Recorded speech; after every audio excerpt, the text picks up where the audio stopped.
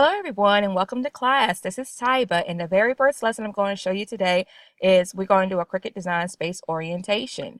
So as I teach in class, I want you to remember a few things. When I say column A, I'm talking about this column over here. When I say column B, I'm actually talking about your Cricut Design Space map. Column C is all of your options on the right side of your screen, and top bar is the options at the top of the screen. So let's begin.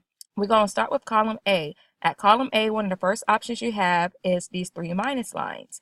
When you click this, it's going to open up some of these options. It's going to show your profile, home, canvas, which is where you are currently. But one of the things that I really want you to focus on is settings. Click on settings. This is where you actually change how your grid looks, which is column B, the middle on your mat. So if you look, pay attention to the background, you see that you have the option for full grid. You see that you have the option for partial grid, and then you have the option for no grid.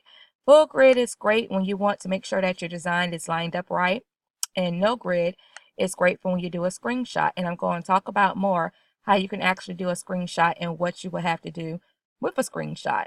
Okay, if you go to full grid, you also have the option to change it into units.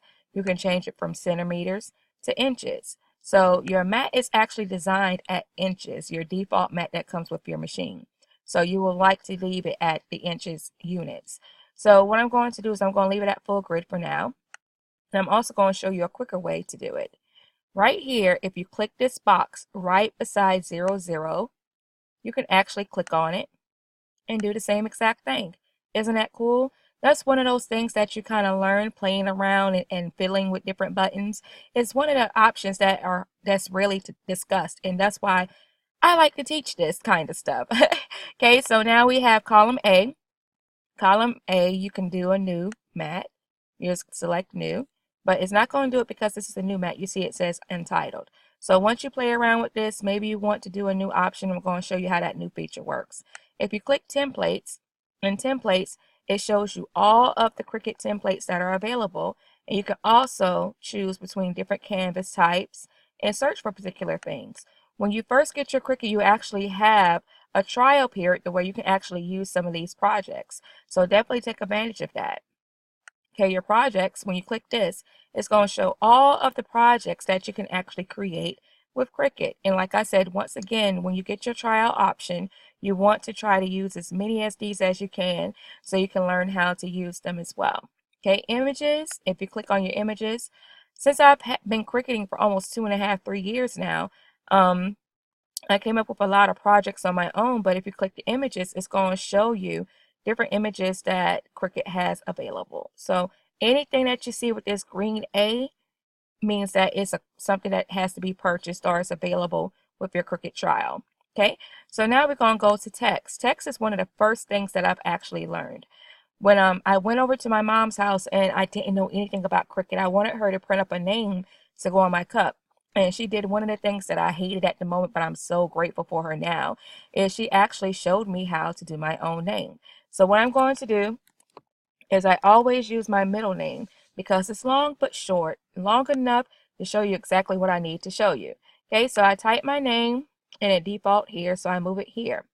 Okay, so that is what this text bar is for. Okay, if you select shapes, it's going to open up a number of shapes that you can use.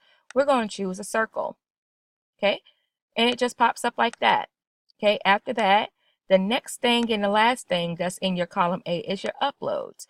So we're going to do an upload. These are all of the uploads that I've actually uploaded to my design space. Okay, so we go to upload image, browse, and I'm just going to pick a random image that I've actually downloaded so I can show you guys how it looks. Let's see, let's go to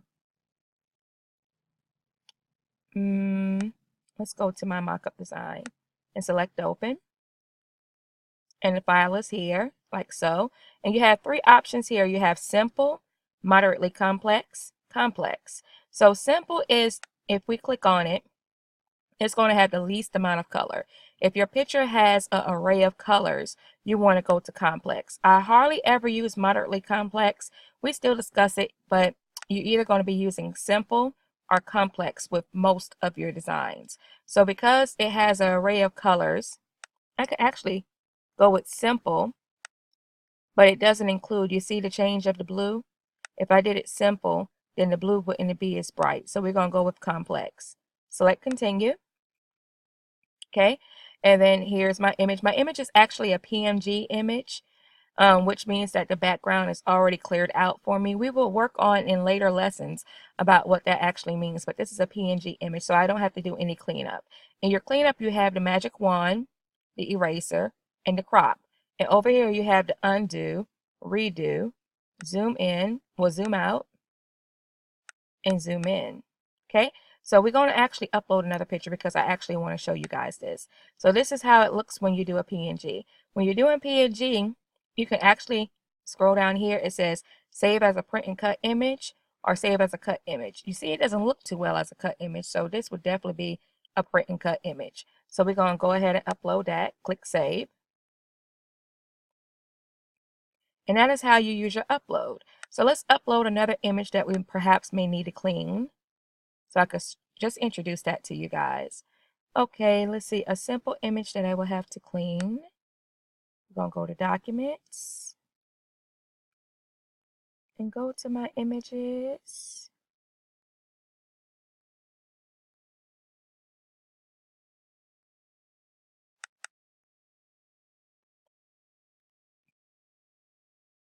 Okay. And as always, you know, technology does what it wants to do. But over here, I want to click on this hippo right here. And I'm going to select open. And there's my hippo.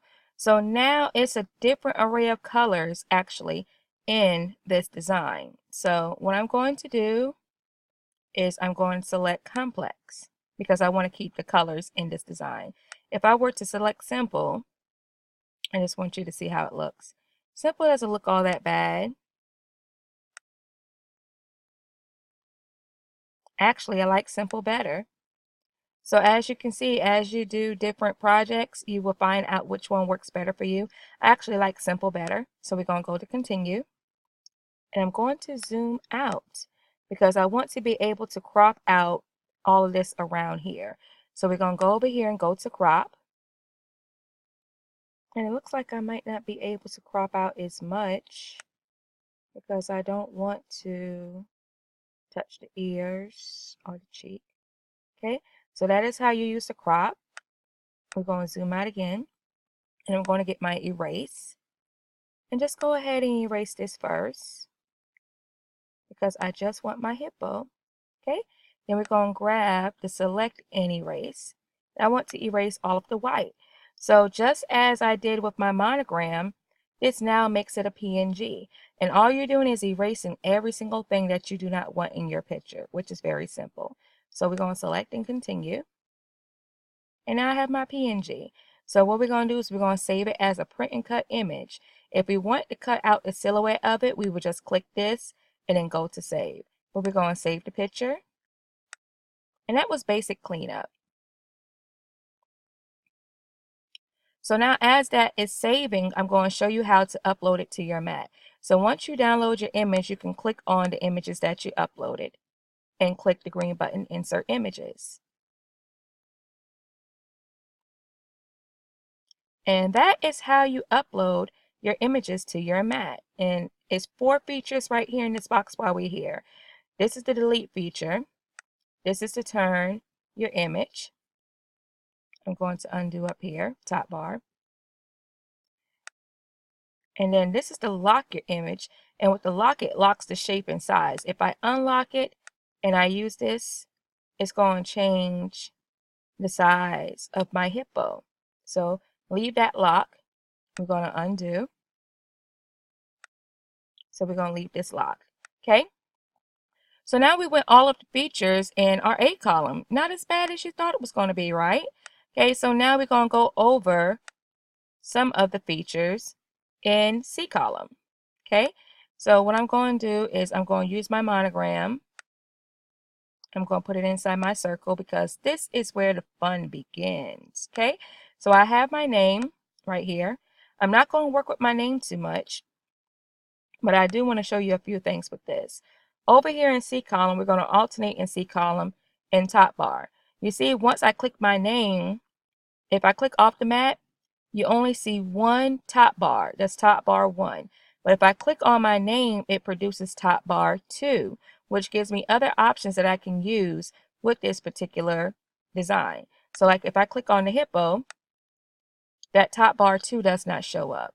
So now that I have my name, up here in top bar, you have the font, the style, font size, letter space, line space, alignment, curve, and advanced. I don't use advanced too much, but I do discuss it in the tutorials. So I just want to let you guys know about those features before we go to column C. Over here in column C, we have a number of options. We have group, ungroup, duplicate, and delete. So I'm going to show you with the name first. Right here, you have these eyeballs. If you click on these eyeballs, it's going to hide images that's on your mat. How cool is that? So we're going to hide the other images because I want to work with my name, Nicole, to show you how these options work.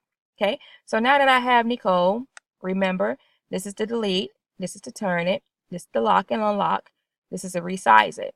Okay, so ungroup, you use ungroup in order to break apart your lettering, like so. So maybe perhaps you want to change the color of your lettering. The only way that you can actually change the coloring, you see over here as well, once you ungroup it, breaks it all into different pieces. In the last Cricut Design Space, you were able to change your colors here. You no longer change your colors in C column, you actually change them in top bar 1. So right here where you see this box, you click on this box, you can actually change the colors, like so. So maybe I want to do red, and we do blue. And it also, as you do your project, up here in your top bar, it's going to save the colors that are actually on your mat so that you can easily access them. So we're just going to go through this exercise like so and change the colors of our lettering. So now we have the colors of our lettering. Suppose you wanted to actually put these together so that it will be in a line, but the colors, the light colors will be together. What you can do is hold down your shift button and go to C column and click everything that's black. And down here we have the slice, weld, attach, and flatten. And the best way to understand what the difference between weld and attach, welding is for your lettering and your cursive. Attach is for prints. So weld to cut, attach to print. And you can write that down in your notes, and you may not understand it at this moment, but once you continue with the lessons, it will become much clearer to you. Okay, so now that I have all of my black together, you can either choose to weld or attach. If it's cursive letters, which we'll probably do in the next exercise, then you will want to weld them. But since they're not cursive, I can actually get away with attach. So I'm going to attach them. When I attach them, they come together like this. And I attach them because they're light colors. And you'll see once I put that on the mat. Okay, so just for, sakes, for the sake of the tutorial, I'm going to go ahead and weld them and show you how it's welded together like so. Okay, so I'm going to do the same thing. I'm going to hold down the shift button and do those two colors, weld them together, and they do the same thing here. Hold down the shift button, weld them together. So now that I have Nicole, it's 3 separate colors.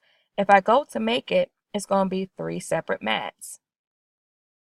So I'm going to have my black mat, my red mat, and my blue mat. Okay, so now with this, I want to also introduce you guys to this. You can actually change your mat size here. I will only work with 2 different types of mats. I have my 12 by 12 and my 12 by 24. I absolutely love my 12 by 24 because I do a lot of t-shirts and HTV projects. You have 2 different mediums that you can use that most of us use, and that's vinyl and that's HTV. HTV is short for heat transfer vinyl. Heat transfer vinyl is for your hot projects. Vinyl is for your cold projects. So with this name, suppose I want to put this name on a mug, that would be considered a cold project because I'm going to use vinyl for that mug. If I want to put this on a t-shirt, it would be a hot project, which I would have to use heat transfer vinyl. And one quick tip about using heat transfer vinyl, which we'll go over in our lessons as well. But since we're here, we're going to talk about it a little bit. You have to mirror your images. You see this mirror? So you have to go to each mat and mirror it because you're actually going to do something called a kiss cut to your HTV. And that's just barely cutting through it in order to create this design. So when you're actually working with HTV, you're going to put the shiny side down and the dull side up and make sure that your images are mirrored. Always mirror your images with HTV. And like I said, a lot of this stuff may be new to you, but once you start practicing and we start working, you say, ah, that's what tyva is talking about. So I highly recommend after you watch a few more lessons, come back to your orientation, and in that way, a lot of that stuff you will be hearing a second time and you'll understand it much better. Okay, so now we're going to go to cancel because we're actually not going to do a cut in this lesson. Okay, so now we have this. What I also would like to show you is how to add registration marks. What registration marks are marks that help you line this up so that it will look exactly like it looks on your design space as it would with your project. So we're going to hide, since N is first, we're going to hide these items. Go to your shapes, click this, and we're going to use a star as our registration mark. So for a moment, I want you to unhide the rest of the name, and I want you to put this registration mark somewhere that is not on your design. So we did that. So now we're safe. Okay, so I want you to go here. At the top of your C column, where it says group, ungroup, you want to click duplicate. There are 3 quote-unquote layers to your design. So you need to duplicate it 1, 2, a total of 3 times. Move those registration marks to the side, like so. Okay, so now we're going to use the weld feature. So you can do select, not select all because you got these stars here.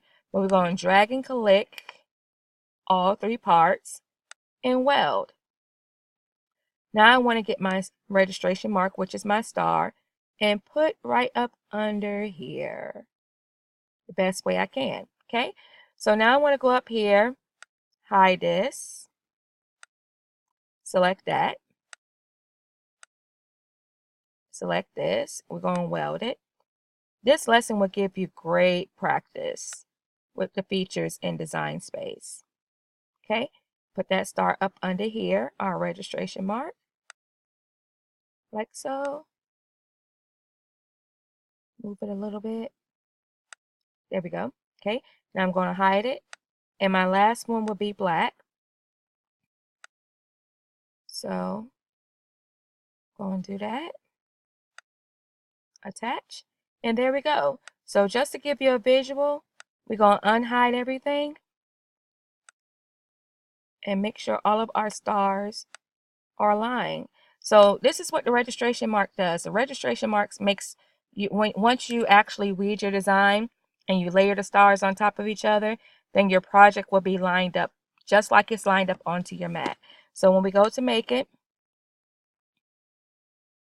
it will show your registration marks. See?